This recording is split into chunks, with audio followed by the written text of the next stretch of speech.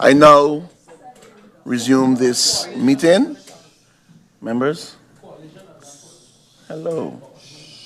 Some decorum, please. Thank you very much. I now resume this meeting. Honorable Minister Lyndon Lewis, you now have the floor to answer the interruption questions from the honorable members of Parliament. Minister. So let me just break.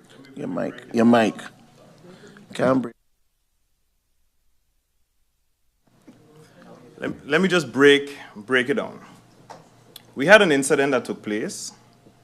Yes, a council member's family member was, got extra protection for a period of time because of the situation surrounding it where the person worked. Okay? Where the person worked. All right? Where they work. Yeah, they're still working there.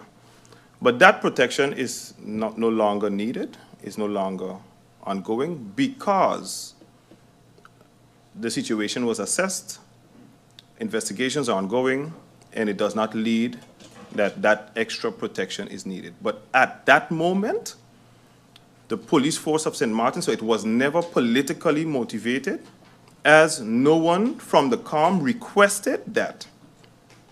Knowing the police force, knowing where the individual worked, did their due diligence and say, in case something could happen, let we just guard this person until we can see exactly through the investigation that it is not needed. That is what took place. Okay, so there's no extra security at this moment for that individual because situations need to assessed. That's according to the information that I have received.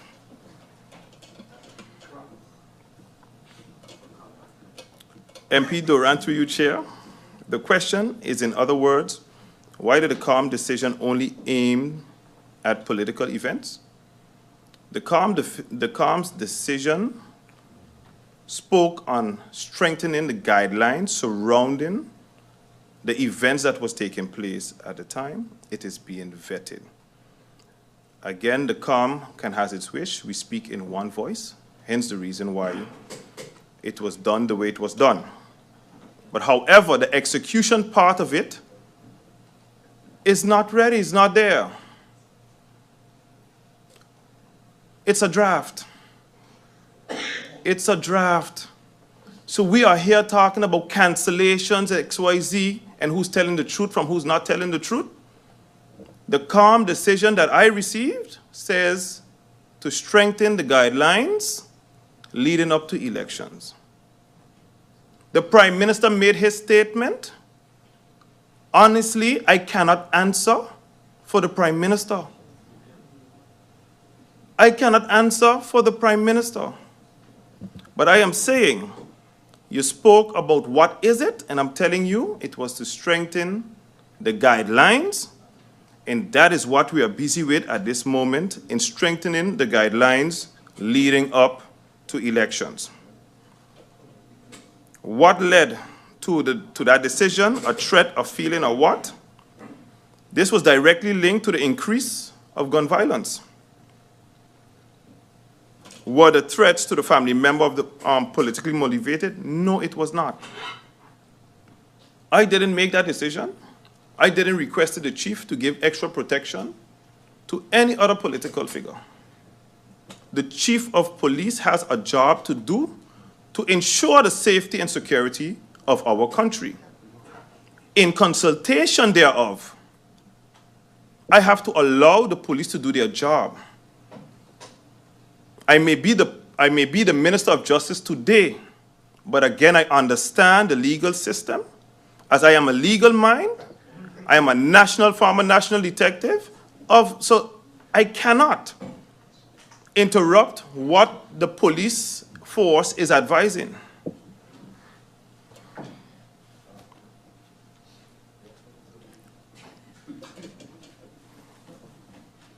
Honorable Minister, I will ask you to hold your last words, so I will give the floor now to the Honorable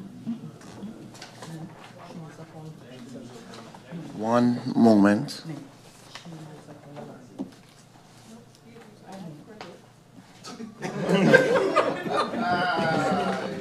Members,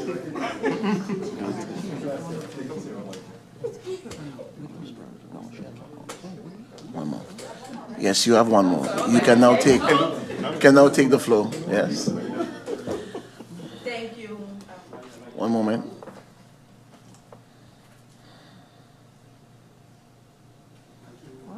Yeah. Thank you, Mr. Chair. Honorable Minister, seeing that you are, through you, Mr. Chair, seeing that you are a legal mind, also informing us about the legal vetting. But according to me, and you mentioned it just now through you, Mr. Chair, you are a legal mind. So seeing your legal expertise, reviewing LBA, seeing the mistakes, informing us about the mistakes, representing several people in court as a minister, I just wonder what type of legal vetting really needs to take place that it has to take so long. Maybe through you, Mr. Chair, you can assist, seeing that you're a legal mind, so that the process can be speed up. Thank you, Mr. Chair. Honorable Minister of Justice, you're the one with the legal mind. I will now give you the floor. Minister.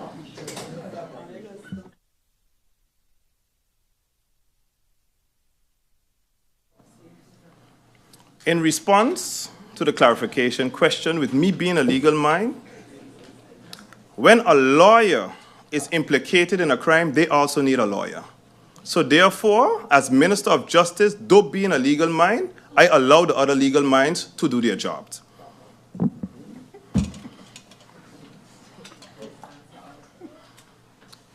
So clarification on whether meetings are canceled or guidelines will be presented.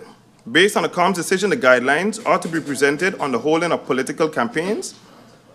The Prime Minister, again, made his announcement. I am not the Prime Minister, but I'm going based on what I'm supposed to do as Minister of Justice in order to give these guidelines.